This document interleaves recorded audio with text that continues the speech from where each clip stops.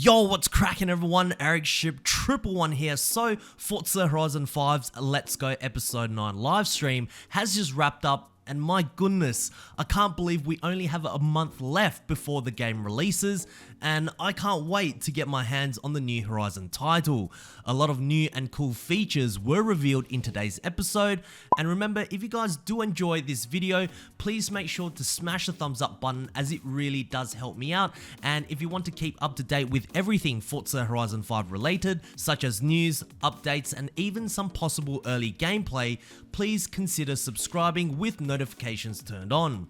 All the gameplay you see in today's video has been provided by Playground Games themselves, so a massive shout out to them. And without further ado, let's take a look at 7 new details that were just revealed for Forza Horizon 5. Starting off with number 1, our first look at the loading screens.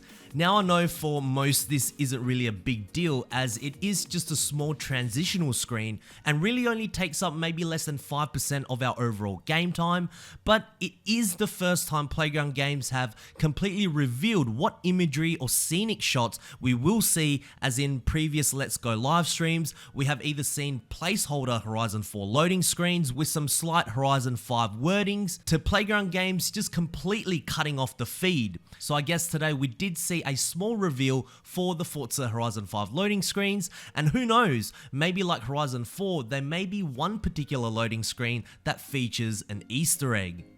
Number 2, first house. So remember a couple of months back where Playground Games showcased its first dirt race in the Lancer Evolution 10 called the Moulahay Town Scramble, and during that race the developers were hinting that a pink house nearby will be one of the houses you will own. Well, it turns out in today's live stream that it will be the very first house that every player will unlock, and it is called the Casa Bella. Now unfortunately there will be no house customization for any of these homes, however it will serve the exact same function as they did in previous Horizon titles. Number 3, loads of new character customizations. Okay, so onto some juicy new features we saw in Horizon 5 now. First off, there is a much wider range of default characters you can choose from as your drivatar, and the faces of all these characters you see in the game are actually taken from real world people, with some of them even being celebrities, which is pretty cool, especially if you are a huge fan of them. Then the next 3 tabs are completely brand new to the Horizon franchise, beginning with hair. In previous Horizon titles, one of the limiting factors about character customization was that whatever hair your default character had, that would be the hairstyle you'd be stuck with. Well, thankfully in Horizon 5 now, you can choose from a wide variety of different hairstyles to match your taste, and then of course to accompany that, you will also have a choice of different hair colors, which range from all the natural colors we are used to seeing to some more fancy ones as you go further down. And honestly, for me, seeing all that was already a huge improvement, but then an extra new customization tab, which kind of took me by surprise if I'm honest, was the prosthetics. The way these prosthetic arms and legs have been showcased onto the drivatars actually look very cool, especially when the prosthetic arms and legs has its own catalogue of different designs, ranging from solid colors to even ones that match the murals in Horizon 5. A very cool addition that I believe a lot of players will certainly use. Then of course you can choose what voice your character has. Now in Horizon 5 there is only 2 to choose from, but the reason for actually having a voice in Horizon 5 is quite significant, as I'll explain later in this video. And also Horizon 5 has a new identity tab where you can select whichever pronoun you prefer, and the game will refer you as that every time. Apart from that, all of the other character customization features is pretty much the same in terms of its function. Of course, there are many new tops and jeans to choose from which suit the Mexican setting, along with a dress section which I do believe is new to the Horizon franchise, but where the character customization differs in Horizon 5 to how it was in Horizon 4 is that all the common and rare items can now be purchased directly, while only the legendary and epic items can only be obtained through wheel spins, races, or accolades. Certainly some new and exciting things to try, and what are you looking forward to most with your character? Number 4, Horizon Stories.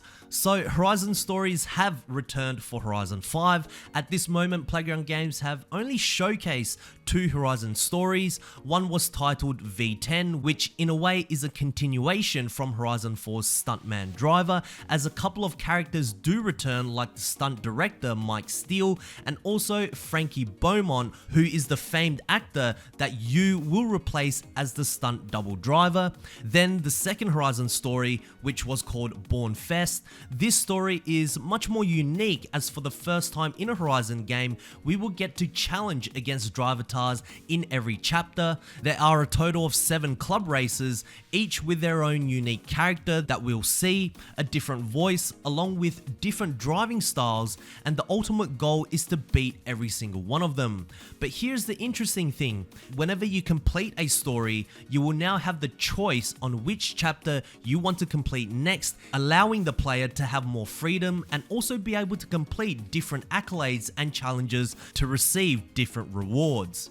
Playground Games also elaborated on another Horizon story called Borcho, which we did briefly see a month ago as something you could unlock through the Horizon Mexico main stage. But in this Horizon story, not only do you help find somebody's grandfather's barnyard Volkswagen Beetle and help them restore the car, but you're able to use that car to do a wide variety of different challenges that is completely up to you for every chapter.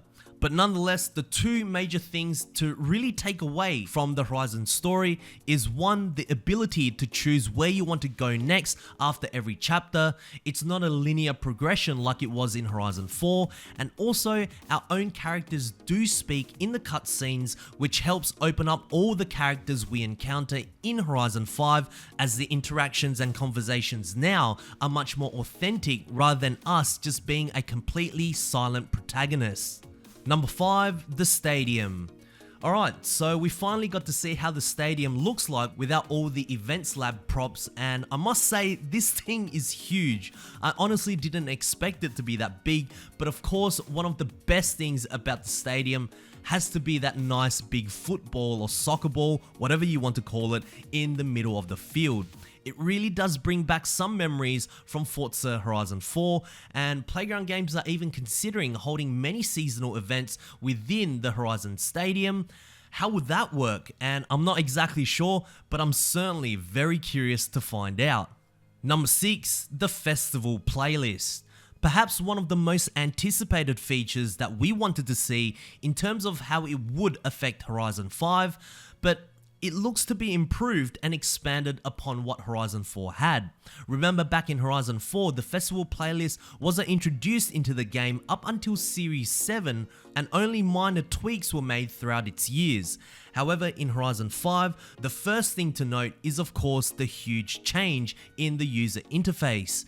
In my opinion, I think it looks miles better, it's more modernized, it's cleaner, and it just looks a lot easier to follow.